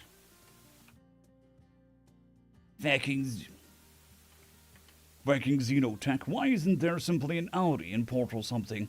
he mumbled as he looked over the security panel. It was clear no one had expected this sort of situation when building the station. The arena had just been a central cargo room, apparently, with dirt filled in to make it look more arena-like, apparently. So the outer cargo rooms hadn't been set up for security or keeping people imprisoned. He had opened the security panel and was trying to make sense of the options his translator was telling him were written in the various buttons. Then he groaned out as that awful voice came back on the PA. What? How dare you survive?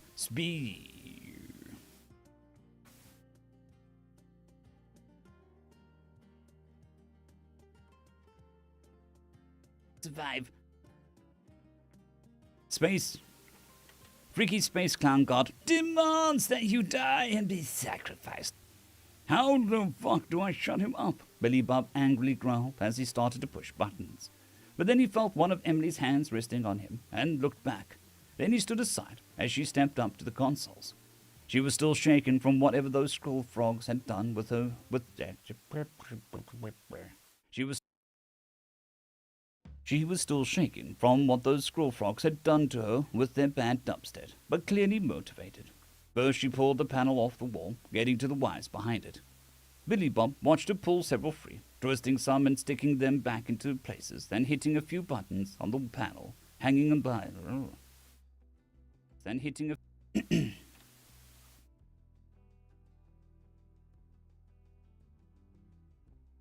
and hitting a few of the buttons on the panel, hanging by the wires she was rearranging. Billy Bob, what's your species' tolerable voltage level? He looked at her for a moment and shrugged. What do I know? Well, I'm hoping it's pretty high. I need you to plug that green cable into the blue wall. I need you to plug that green cable into the blue port. He grabbed the cable, which looked a bit more like a teal to him, and looked at her. When she nodded, he jammed it into the blue port and then jerked a bit as his body tensed and he made a gurk sound. He let go for a moment and sniffed, then licked his lips. Now there's funky. Now there is a funky taste. Emily pulled the panel off the wall completely then. All right, I've got access to the station for a while and the jolt charge for an hour. All right, I've got access from the station for a while, and that jolt charged it for an hour or two. What do you... He was already putting out his Galactic Standard USB and plugging it in. Accessing the playlist through his implant, he scrolled down. As music began to play through the PA, he nodded and headed towards the door. Then he handed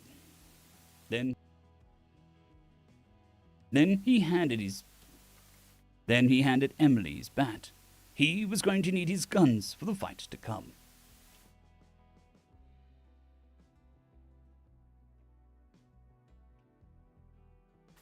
America. No, let's just say this. America.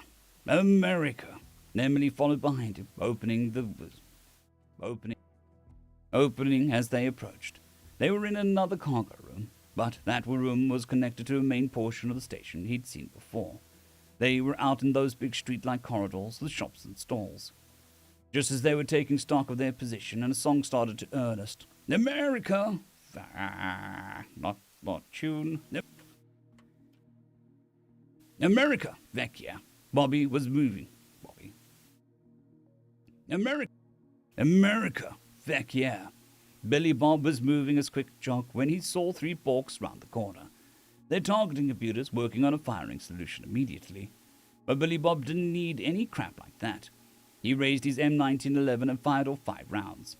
The Borks stood in plain sight, figuring their shields would protect them, but those were energy shields designed to stop energy weapons that were common across the galaxy. So the hollow points fired in the controlled explosion from his gun traveled at around 800 feet per second, slammed into their unprotected Xeno flesh. Their bodies were slammed back against the wall behind them as chunks of Xeno splattered across the surface, all in time to a resounding "Vec yeah." Oh shit, Billy Bob muttered as he watched what happened to the Xenos hit by the bullets designed on a high-gravity planet. To stop Death Wielders did... Oh shit. Oh shit, Billy Bob muttered as he watched what happened to the Xenos hit by bullets designed on a high-gravity planet. To stop Death Wielders did the more common...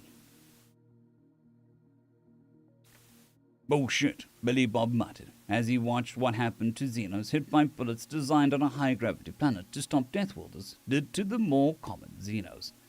That's fucking awesome. I bet a headshot would literally make their heads explode.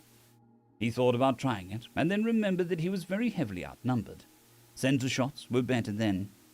He thought it over for a moment and ejected his magazine and pulled a new one free from his holster, slamming it into place. Still had one in the chamber and a fresh magazine. Taking a breath, he began to run forward as the song blared through the speakers around the station. He heard confused Borks asking what those smelled.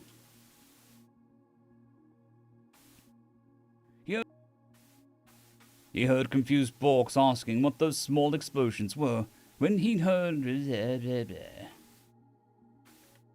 He heard confused Borks asking what those small explosions were when he neared the corner and 3 dead ones had come around. He heard confused Borks asking what those explosions were when he neared the corner. When he neared the corner, the 3 dead ones had come around. He quickly peeked and ducked back as he saw about 6 of them moving forwards down the street, around 40 yards down. Holstering his trusty handgun and unslung the Remington 2070 and gave it a quick kiss. Then he rounded the corner and lifted it to his shoulder, bracing as he pulled the trigger. The buckshot spewed forth, cutting down the 2 Borks on the edge, partially shredding partially shredding their bodies. But Billy Bob wasn't done. He racked the slide, shifted his aim, and fired. Racked the slide, shifted, aim, fire. Racked the slide, shift, fire. In 4 shots, 6 of them were down. They were too shocked to get the targeting solution, let alone fire back. From behind him, he heard what he figured was the dismayed squawk.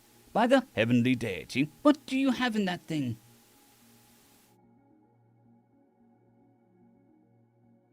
Like I said, it fires metal chunks at a few 100 feet per second, he said quickly as he began to jog forward once more while loading another 4 shells into the chamber.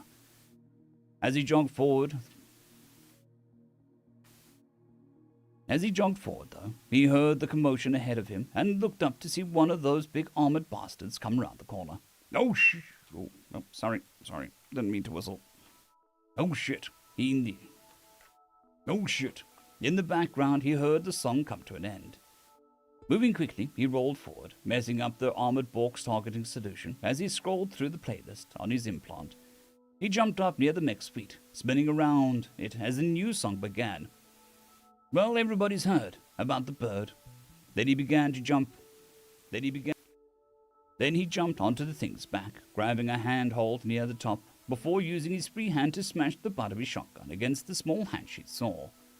The Bork was twisting left and right and spinning around to try and send him off, but Billy Bob was having none of it.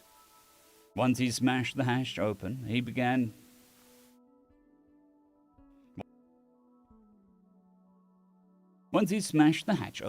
grabbed a handful of wires inside and ripped them out. As they sparked and hissed, he dropped free, and the metal-encased Bork had dropped to the ground. As they sparked and hissed, he dropped free, and the metal-encased Bork dropped to the ground, the arms twitching as they tried to get back on his feet. With the threat negated for the moment, Billy Bob turned to see 4 more Borks standing behind him. Of course, the mech wasn't alone. Shit! He jumped to the side as they began to fire. Their targeting computers needed precious seconds to adjust as his stronger legs pushed him up beyond the expected range of a standard Xeno. It seemed like he had another advantage being an unknown Xeno to the Xenos. Rolling behind the stalls and cars.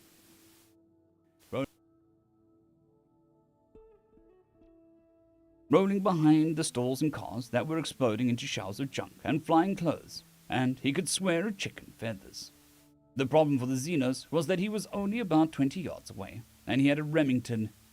He stopped trying to find a good place to aim from, and instead just worked the muzzle in a very vague direction.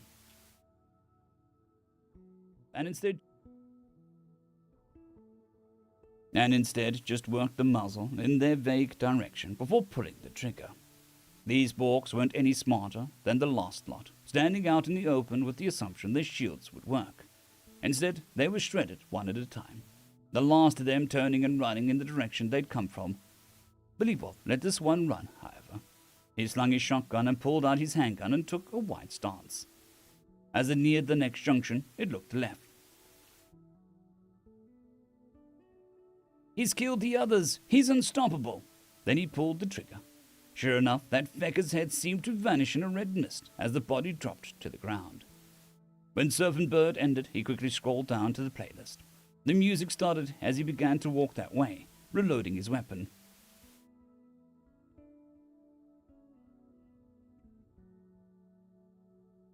"Ooh, let's go." Steve walks down the street, with the brim pulled way down low. Ain't no sound but the sound of his feet. Machines ready to go. "All hail Queen," he muttered. "Time to get to work." And so ends another chapter. And so ends another chapter in the adventures of Billy Bob, Space Trucker.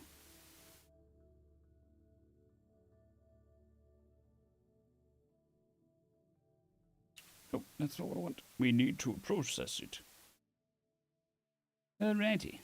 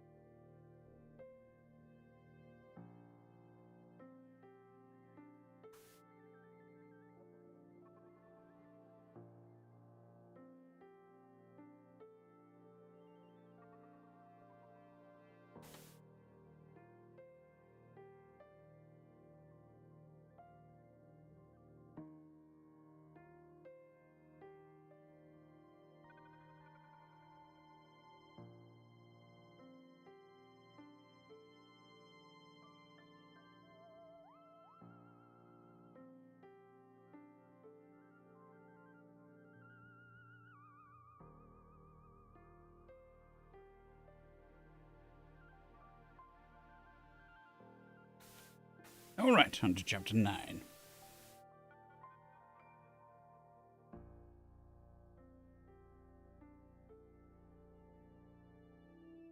Greetings, ladies and gentlemen, and welcome to this latest narration of the web series. Greetings, ladies and gentlemen, and welcome to this latest edition of Read Epos, where I take old stories I've narrated and update them to modern audio standards. This particular story is called Billy Bob, Space Trucker, and is part of a series. There is a playlist listed down below in the description with all the old chapters. There is a playlist listed down in the description with all the previous chapters. Anyways, on to the story. Chapter 9.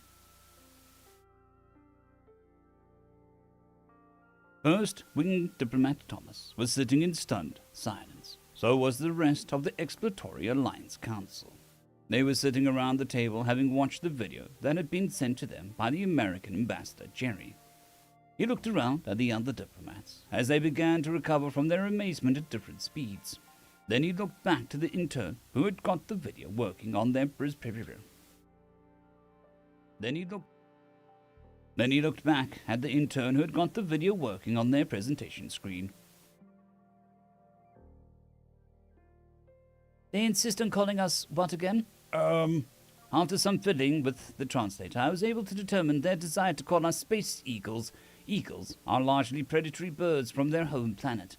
Apparently we possessed a striking resemblance to them, and not only that, but one species on their clan symbol. But one species is their clan symbol. He typed away on his console to bring up one of the images from the video again. There indeed was a symbol that looked something like the Libertonian. There indeed was a symbol that looked something like the Libertonian, but without arms. Clearly an animal instead of something intelligent, but it looked menacing.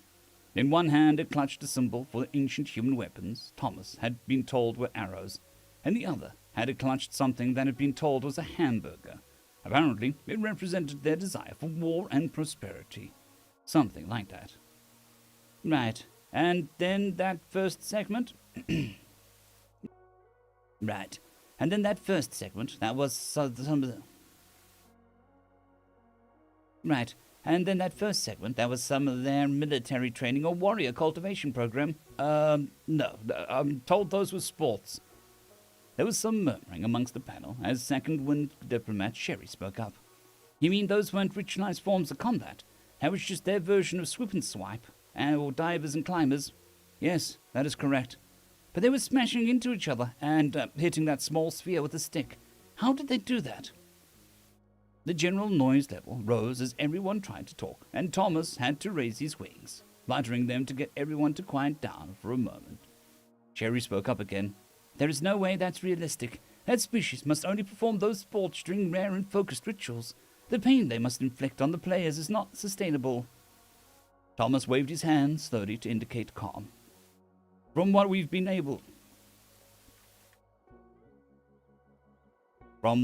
told, the video was sent to us in good faith to better explain their clan. From what Blackwing diplomat Emily told us, this is on par with what the mercenaries she has hired. It seems like the reports she has sent us are not too good to be true, but instead incredibly fortunate for us. But will they help us? It's centuries since the galactic government marginalized us for our attempts to bring out great... But will they help? But will they help us? It's centuries since the galactic government marginalized us for our attempts to bring out the greatest of species. They feared our potential and worked to bring everyone down to the same level. And this species is no different. The galactic government will soon move against them. They'll fend for themselves and won't give us another thought. Thomas shook his head and pointed at the hand on the screen. That video seems to indicate a culture that would love to help us. But really, we have to watch the mercenary with Emily. If he continues to behave as she thinks he will, and he represents these Americans, then they will be the greatest allies our people have ever had. The first-wing diplomat rose then, turning to look out the window over the capital beyond. The rising spires built into the mountains. The rising spires built in the mountains above the gorgeous valleys below. The rising spires built into the mountains above the gaseous valleys below. Their people had been contained to the single planet since the treacherous crash. Since the treacherous crustaceans had betrayed them, trading in a chance for exceptionalism. Trading in a chance for exceptionalism with security. Working with the galactic government to try and bring all races down to an equal level. The fate of our alliance with these Americans rests on their shoulders. The fate of our alliance with these Americans rests on one of their own. Perhaps the fate of the entire galaxy rests on the shoulders of Billy Bob, Space Trucker. Billy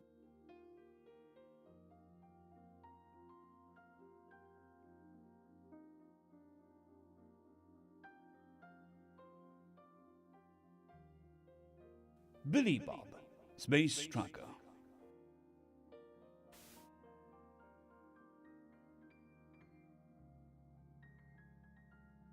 Mittens was annoyed. The large, lightly-haired cat hadn't come back with food for far too long. The large, lightly-haired cat hadn't come back with food in far too long. That strange not-food bird hadn't either.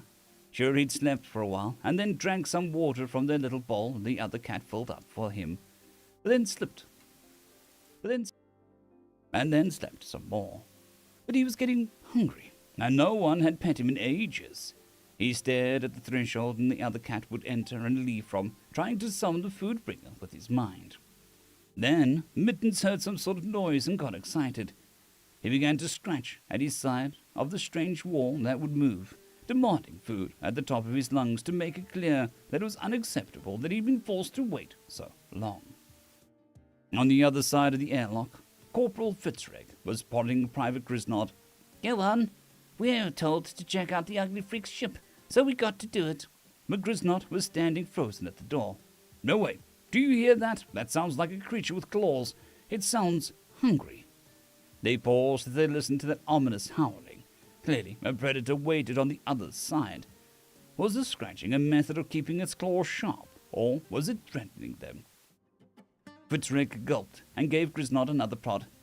And the corporal here. This means that you have to obey me. They got closer to the inner airlock, their Fen pulse rifles raised, energy shields crackling as they approached. Mittens could hear something getting closer as he ran back and forth in front of the sometimes moving wall. He would jump up and scratch at the howl. He would jump up and scratch and howl, demanding they stop taking so long and open up and feed him. It's in some kind of killing frenzy. Grisnod gasped as he trembled. Fitzreg tried to push him closer to the door. It's a pet on a small ship. It can't be that bad. They said that creature was bested. They said the creature bested a vessel in Mountain Crusher. What do you mean its pet can't be that bad? They paused as the scratching stopped. Mittens had grown annoyed and hopped up on the bed.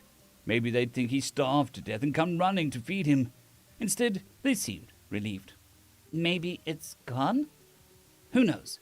But now is our chance. Grisnod stepped forward, opening the inner airlock. His weapon swung in, but he didn't see anything giant and ferocious. He took a step in, and Fitzreg stayed in space between the airlocks. Oh, Grisnod said, as he then saw a fluffy creature. Was that you making all that noise? He let out a relieved sigh, and then chuckled at a little.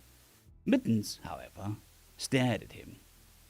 One of the reasons Billy Bob had chosen a Martian marauder as a pet was because that breed of cat had been designed to hunt pests on Mars. They had a certain instinct built into them to attack anything they didn't recognize, and hadn't been in the company of one of those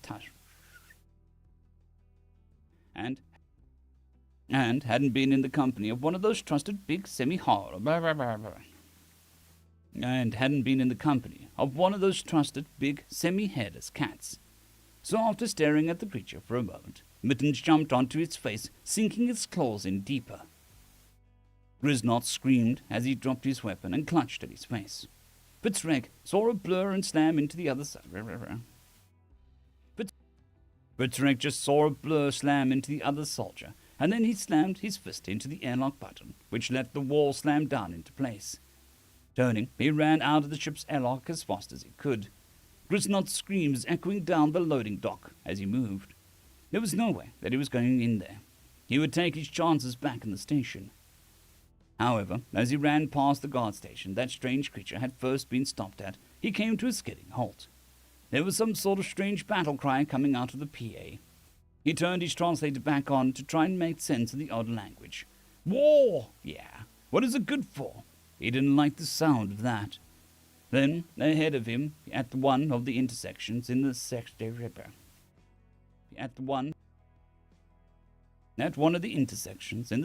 he saw 4 of his battle brothers running as fast as they could. There was some sort of explosion, and a wave of fire washed over them. The 4 crying out as their fur caught fire, their shields useless. The dog is back. Their shield, but he's lying on the floor, or on the blanket on the floor. Caught fire.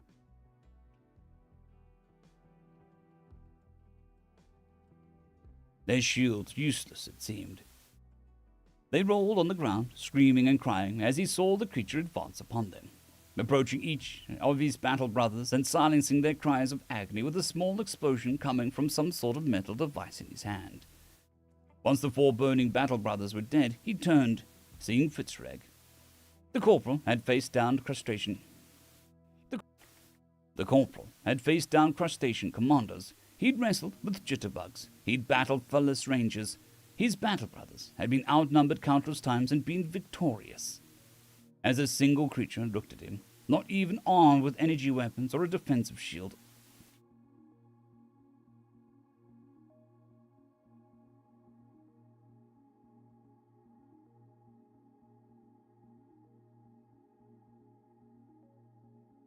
Good evening, Night Owl, all. The simple answer is if I do video in a video, instead of just scrolling text, it removes or increases the production time of a video by 4 times. So instead of taking an hour, it'll take 3 or 4 hours to do the editing on it. And when you're doing 4 or 5 videos a day, it becomes a bit unreasonable. So we decided to scale back to just scrolling text to save a bit of time and give us a bit more time to work on other stuff. This is pretty much the simple answer to that. So as I'm narrating this, you'll see that I'm removing parts where I make mistakes. That I realize that I make a mistake, I'll go back and I remove it. If I'm recording video, I can't do that. So I have to record everything in one go, stop, go back to the beginning, watch the whole thing again, remove all the mistakes, stop, go back, do another listen, send it to my wife to edit, who then does that again, and then adds scrolling text. So it increases the production time quite significantly.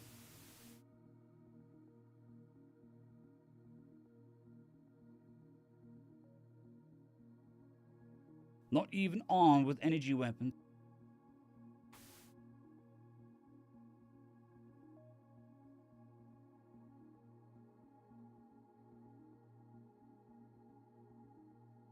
Not even armed with energy weapons or defense shields. All Fitzrick could do was toss his weapon to the ground, drop to his knees, and curl his arms in to show his submission and surrender. Billy Bob looked over his shoulder and waved Emily forward. Hey, Emily, is that guy praying or something?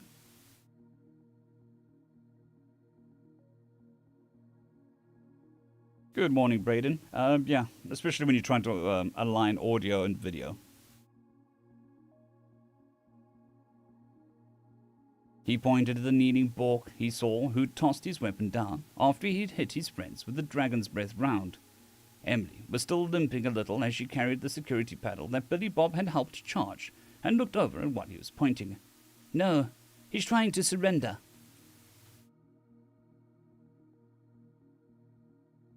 Billy Bob brightened up at that. Oh, good. I was really worried I'd have to kill him more. I was really worried I'd have to kill them all.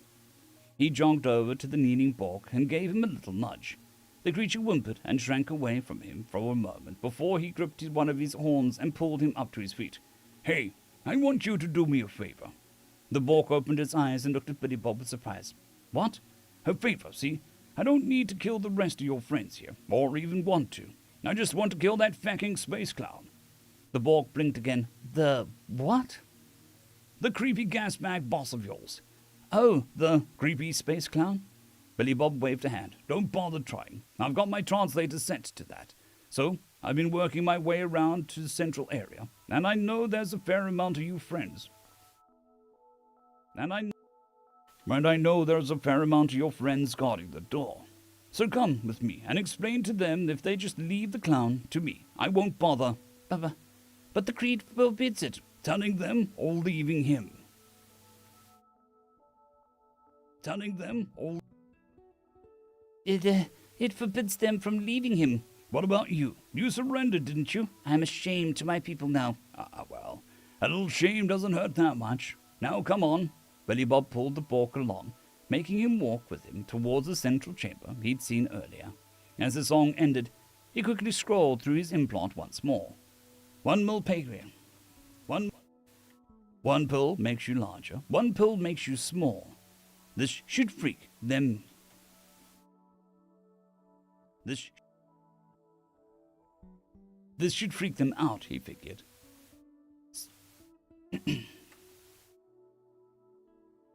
Soon he held his new Bork captive in front of him and glanced around the corner at the last blockade between him and that fecking space clown. There were 2 mechs and 10 regular Borks, but they'd been smart enough to form the stalls into cover. This would be harder. He gave the Bork a shove. Go, tell them. The Bork stumbled forward and gulped. The creature we fight is an honorable battle, brothers.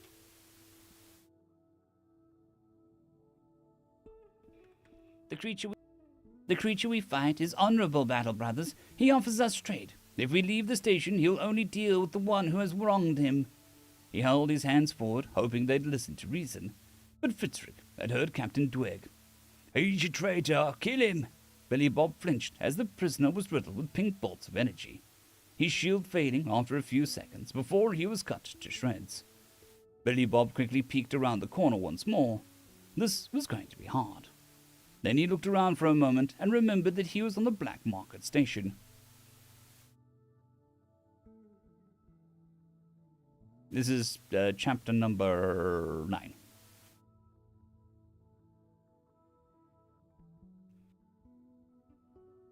Station. Emily, have we passed any bars? But, yes, a few. Why? Show me which shops have alcohol. I'm going to make some human drinks. Is now the best time to get drunk, Billy Bob? They aren't for me. They're for our friends. It's a very special drink called a Molotov cocktail. There's sure to be a blast at parties. The Borks huddled behind their barricade, unsure what was taking their opponent so long to show up. Little did they know what was in store. And so ends another chapter in the adventures of Billy Bob, Space Trucker.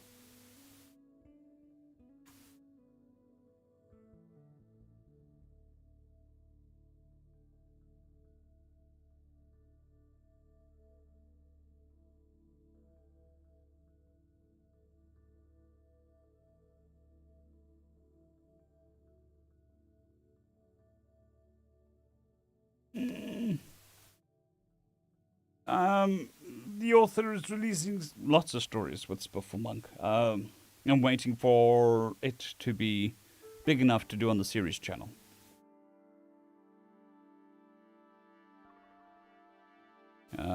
If you're that interested in Spiffle Monk, he does have a Patreon where you can get all the stories, and I think you can get early access as well.